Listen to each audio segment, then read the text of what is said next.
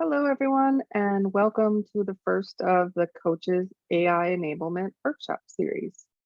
My name is Jackie Schwab, and I wanted to tell you a little bit about myself and why I'm even qualified to be here talking to you about this all today. I started my career out a couple of decades ago as a software developer, as a backend developer, and I quickly moved through the promotions, mostly because I was able to speak technical and also talk to the other individuals in the organization. So I quickly went from being a software developer to a technical product manager. And through that journey of working with lots of healthcare tech type companies, I ended up starting my own company. The company was called Mindlight, and we were helping support special needs family and aging in place family with complex care with a software application.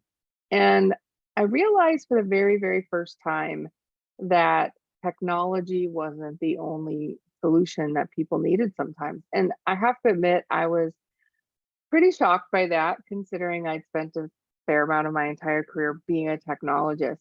And what I realized was needed wasn't that I needed a therapist. It wasn't like a healing that needed to happen. I'm a mom with special needs children, and what I needed and what my clients were telling me they needed was this support system, this human support that I didn't really understand. So I went on this hunt for what was that solution, and that's kind of how I found coaching, right? I went in to lots of coaches that were maybe not optimal. But I kept thinking, I know this is the right thing. And so eventually I found quite a few, good coaching companies and good trainers, and moved my own way up through the International Coaching Federation to be a master certified coach, which all of you that are on this call that are likely aspiring to be an ICF coach are familiar with that pathway.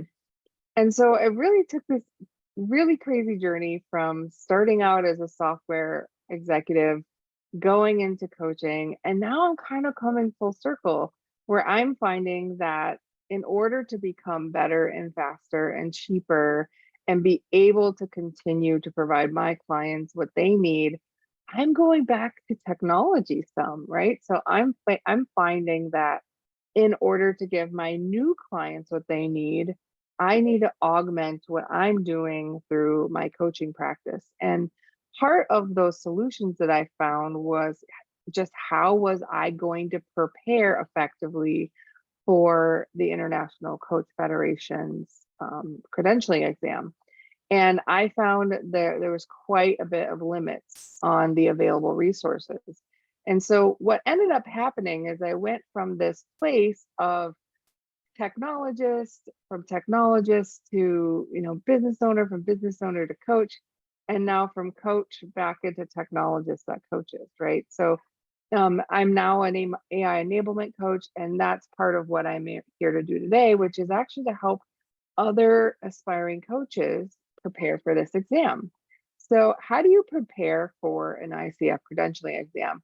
And that's really what I'm going to go over today, right? I'm going to tell you what you would need to do to prepare.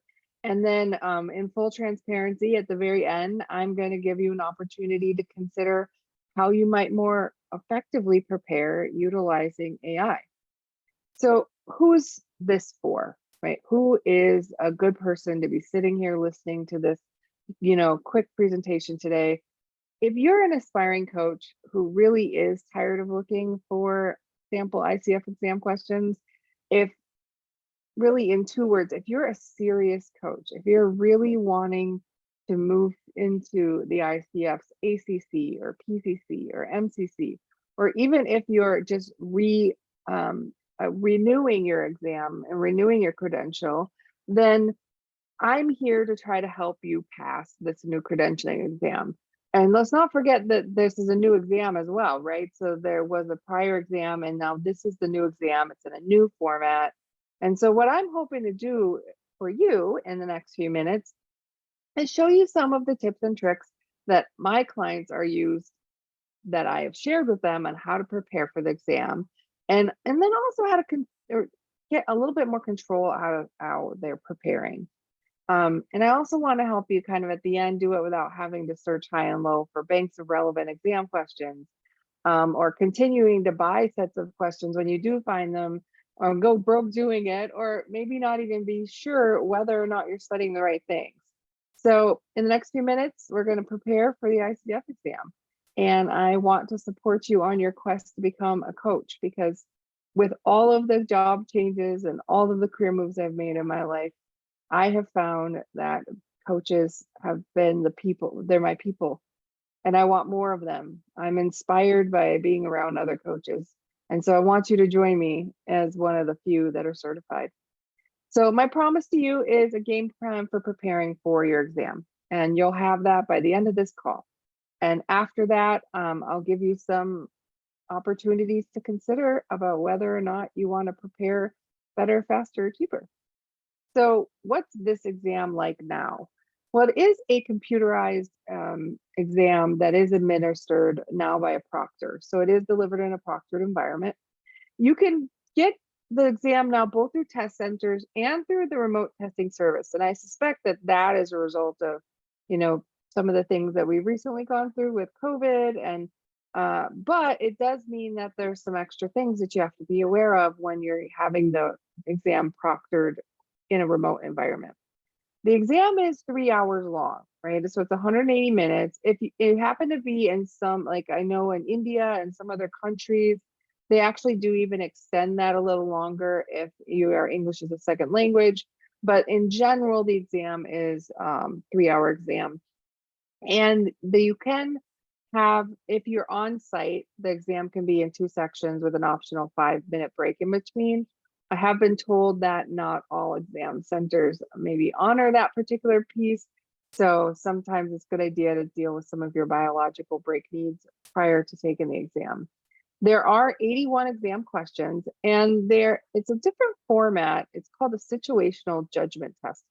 Very, very similar to, say, a driving exam, right? If you've ever been in the US, I took a driving exam when I was like 16. And I remember one of the questions was, if you're driving down a road and a bumblebee goes into your car, do you A, calmly and carefully pull your car over to the side of the road, open your window and allow the bee to go out? Do you B, continue driving and ignore the bee and hope it doesn't sting you in the face?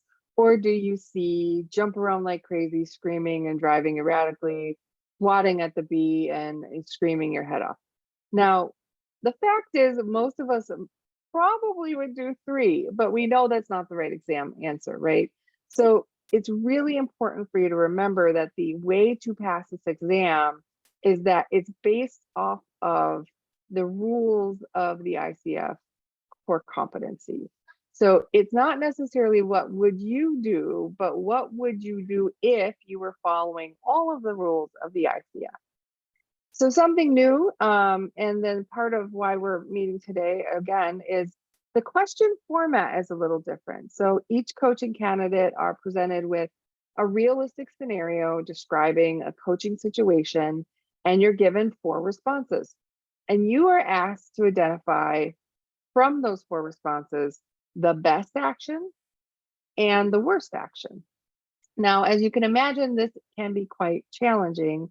So essentially you're given like A, B, C, D, and you have to pick what is the best opportunity and the absolute worst based upon the ICF core competencies. The specific content that's covered over top of that domain is, the first domain is foundations, and you're going to have 2 sections in that. One is demonstrating ethical practice, about 13% of the exam is covered there. And the other part of that is embodies a coaching mindset. The other domain is co-creating the relationship. Again, establishing and maintaining agreements, cultivating trust and safety, and maintaining presence. All about 12 to 13% of that is covered. And then communicating effectively, you get 12% for listening actively, 13 for evoking awareness, and lastly, cultivating a learning and growth, which is another 12%. So it's pretty well distributed amongst all of the core competencies, and especially would invite you to consider that 13% of it is ethical practice. So do take the time to review the ICF core ethics, because this is something that most people don't spend as much time on. They spend a lot of time on the other domains, and they don't necessarily do as much preparation on the ethics component. Now, what are some of the exam stats that are coming out? So early exam stats, or when they first published, are the average completion time is 122 minutes. So while you do have 3 hours, most people are finishing a little over 2. The pass rate is over 75%, and all of the candidates who completed the ICF exam, approximately 90% of them did get their credentials. And as you know, that doesn't necessarily mean they just passed the exam. To get their credential, they also had to go through the performance evaluation. So, and a breakdown of the exam stats by credential, by level, is the level 1 ACCs, 91% passed. PCC was 90%, or level 2, and level 3, 86%. I suspect we're also told that MCC or there was a less number of MCCs in the sample that took it. And also MCCs are not necessarily in a active coaching program. Very often ACCs are, or PCCs are. So what are you going to do if you decide to do the proctored exam online? Well, there is some pre-exam preparation that you're going to need to do, and they will send you this information, but you are going to need to do some running a system test. You need to make sure your space around you is ready, because they're going to ask you to take photos. You're going to have a specific identification with your name and signature on it, like a driver's license or passport, and they'll give you some online testing policies. Again, though, on the day of the exam, they're going to ask you again to run the test, check into the appointment, right? Which is, you'll have an appointment for the exam. They'll ask you to take some either check-in photos or move your camera around to look at your exam area, and then you'll start the exam. They'll also let you know how to contact the exam proctor. Now, all of that's great, but how do you prepare for this, right? What do you do now that you know what to expect? What are you going to do to prepare? And that's really what a lot of people are more nervous about, or that are kind of coming to me for support with. And the first is, this is a subjective judgmental exam. So your education that you're taking at whatever coaching school you've already been at or already taken, and your personal experience and your professional experience are really going to be supportive. I mean, I know people say that in a lot of areas, but you have had things happen in your life. And now that you've gone through a coaching school, or you've reviewed the core competencies, you have a much better idea of what the possibilities are and ways that you could approach it. It also spend a fairly significant amount of time reviewing the ICF core competencies. You can get them off the ICF website. It breaks them down into each domain. Within each domain, it breaks them into the competencies. Find examples of what good core competencies look like being done well and not done well. There are some fantastic YouTube videos by existing MCCs and PCCs that specifically call out the core competency and what was done well, and also ones that weren't done well. It's also really helpful when reading the scenarios, right, for exam questions, and I'll show you one in a second, is not to make any assumptions or add details that are not there. I know in the absence of information, right, we make up stories. We might even tell our coaching clients not to do that. But it's also super important in the exam that when you read the exam, you don't assume something about their environment that you wouldn't know. So remember, four responses may not be what you would do, but they are what an ICF coach would do. So that's how you're going to select your best or worst. So why don't we give you a quick example of what an exam question looks like. This is again pulled right off the ICF website. And the scenario is the coach is meeting with their prospective client and they're growing a brand new business. The coach and the client quickly get a great connection. They build rapport. They're excited to work with one another. And just as the client and the coach are about to end the conversation, the prospective client briefly mentions the name of their new business. The coach recognizes the business as the coach is an investor in a more established competitive business in the same community. What should the coach do? Well, we're given examples, right? We're given 4 examples. What is the best and what is the worst of this list?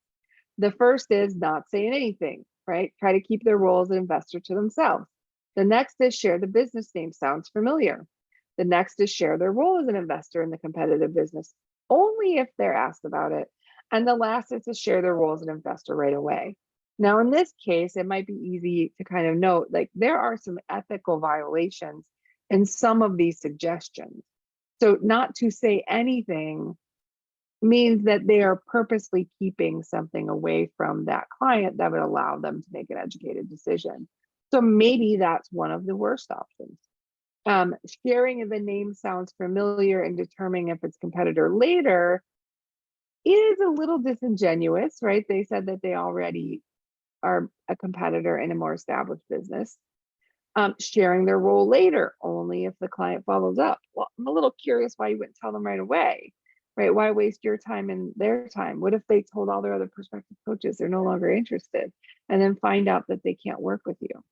Or share the role in the business right away and acknowledge the conflict of interest, right? So in this case, one of the better options would be sharing right away, right? One of the less optimal options would be not to say anything. So these are the types of questions that you're going to get on the exam. Now, what you might not know is the ICF provides 8 sample exam questions, and there are 8 core competencies. So that is not, in my estimation, nearly enough for me to prepare. And I actually did a fair amount of research to go see if there were like exam question banks, like the PMP exam or the PMI exam for project management. You can go out and buy like these huge banks of questions, and you can find a couple places now, some good, some okay-ish, but they're very limited. Again, we have 8 core competencies and 81 questions. And right now our population of questions that we can get to is about 8. So maybe you're feeling frustrated or guilty for spending a ton of time looking for this magical question bank. Or maybe you're even frustrated because you keep buying the exam questions you do find, but you're a little worried that it may not even be giving you everything that you need or helping you very specifically focus on the competency that you're having trouble with. Well, I think the real problem is you can't create your own unlimited sample questions, right? If we were looking through any other type of certification, you would go to the book of knowledge, right? A body of knowledge book like the Product Management Institute's PMI BOK, right? PMBOK, and you would look at the question in that, and then you could create a question from it. But this is a judgment test. It's based off of real life scenarios. There isn't really a book that you can go buy and learn all the things. So how do you create these sample questions if that's the way that you choose to learn? Well, there is a solution. I can help you trade in 8 sample questions for an unlimited number of sample questions. And in the process, I think I might help you overcome what might be a potential fear of using AI, right? If we could use artificial intelligence or ChatGPT, create all of the questions you want focused instead just on the competencies that you are most likely struggling with after your ACC or PCC mentor told you, yeah, you're really looking at growth mindset, or you really are struggling with active listening. Wouldn't you rather stop worrying about if you are preparing and actually start preparing on purpose for your exam? If that sounds like something interesting to you, right? Figuring out a way to utilize artificial intelligence instead of something you're worried about in your business, something to enable your business and enable you to be able to pass the ICF exam questions and get better at just knowing those core competencies, then you might want to consider joining our next workshop, which is about using the AI's ChatGPT to create your own unlimited sample questions protocol. I will work with you to create the protocol, teach you how to use it, and give it to you in that workshop, all for one single low price. So hopefully you got tons of value already just out of knowing how to prepare for the exam. But if you want to do just a little bit more, you should see a buy button on this page, and I look forward to seeing you live in our workshop to help you study and prepare for your credential. I can't wait to see you be part of the group, and I'll talk to you guys all soon. Bye.